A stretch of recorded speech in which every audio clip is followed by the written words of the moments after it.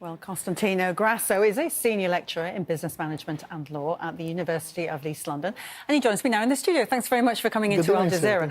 I suppose my first question is, why was he released from jail?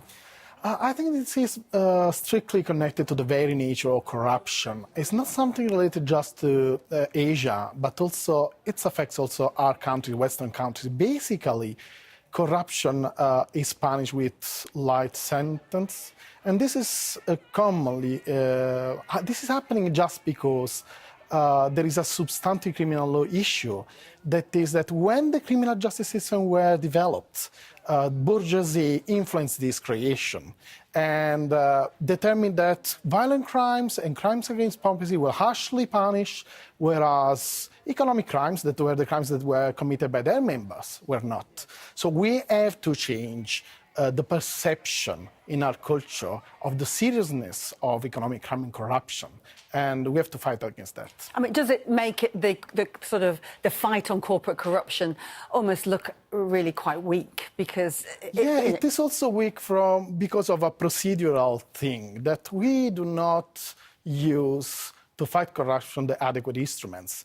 If you like really to fight corruption in an effective way, you have to use invasive investigating techniques like phone tapping and audio surveillance.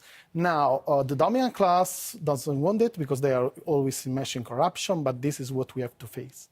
I'm guessing people are still buying Samsung, so it's probably not affected the brand so much. But are people, do you think, watching, as I say, watching this very closely, are they disappointed, do you think, that this has happened? I think that they are disappointed, and I think that if companies were, this big corporation were conducting their business operations in a fair market, in a big open market, where hundreds of companies were competing fairly one against each other, they would be affected by these major scandals. But this is not happening, and this won't happen because these companies, these big, huge corporations, they tend to create empires, and because of this, they basically work in a regime of oligopoly.